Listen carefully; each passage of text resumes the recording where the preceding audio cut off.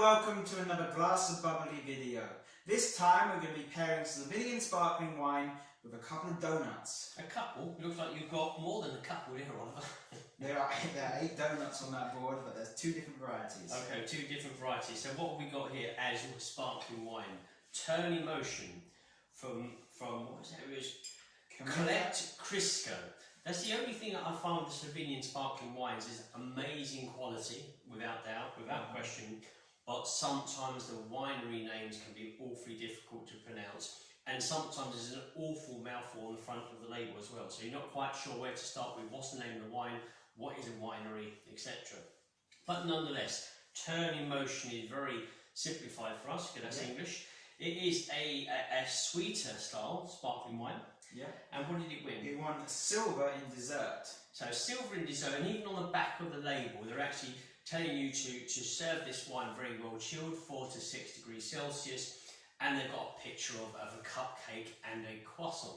So have this with cakes, and obviously this is what you've got here. So let's give this a pour and a taste. It's very good to see on the back of the label. Yeah, food pairings. Food pairings. They don't always do that. Sometimes they do. Some wineries are quite innovative with what they put on the back of the labels. Others will give you a QR code, seldomly, but you'll get a QR code that points you to the page and the details with regards to the grapes, with regards to the sugar levels, and also things like food pairings. So we're going to give this kind of sweet fizz a taste. Quite soft expression on the nose, not overly powerful. I've got kind of sweet green fruits, powdered kind of sugar powder. What's that called? Icing sugar on top of the green fruits. Yeah, ripe green fruits. I've got a touch of herbal, very faint expression of dark green kind of herbs. So certainly got the herbal element coming through now. We'll give this a go with a taste.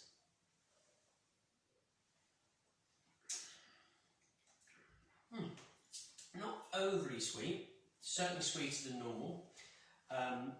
It's not like really sweet that it's a bit too much. It's very delicately presented sweetness here. It doesn't give the actual sugar level on here, but I would have thought that's too high. I thought it's above a brut, so I'll assume it's a touch above a brut, 15 grams, something like that. I would have thought. But it's a nice wine, fruity, very fresh, and certainly on the sweeter side. So what we've got here is probably going to be quite applicable. So how are we going to start? Well, we have just a plain sugar on donut, and then we have mixed sprinkles. Okay. Icing sugar. So let's just try it. I'm not a sweet person, as in what I enjoy to eat. So I'm going to give this a go. I'm going to go for the sugar donut. You are as well, with the sparkling wine.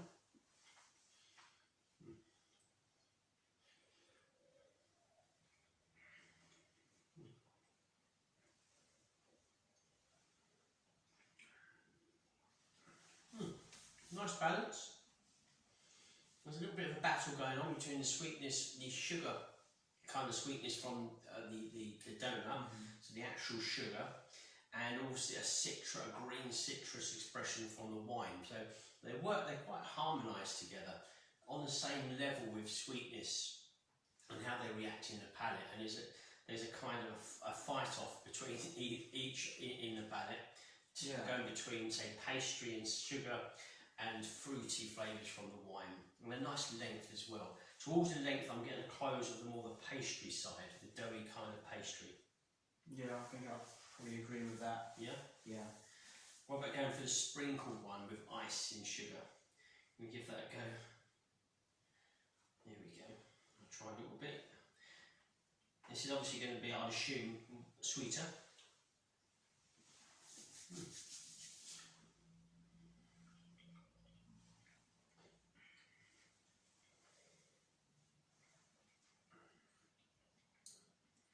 Not as sweet, funny enough, as the first one. The donut with the sugar around it has far greater sweetness over this with the kind of icing sugar and the sprinkles on top.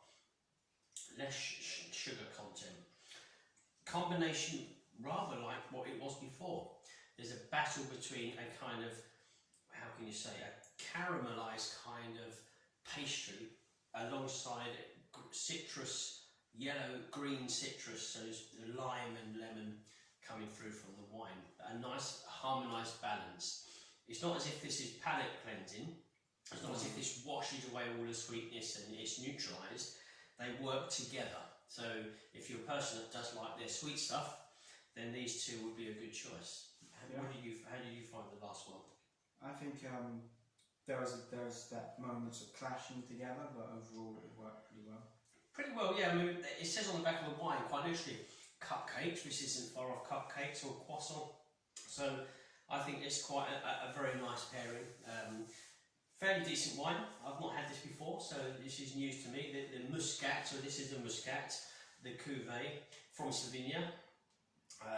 So yeah, interesting taste. I'm just going to try a little bit more to further cleanse the palate, and then from there we'll close.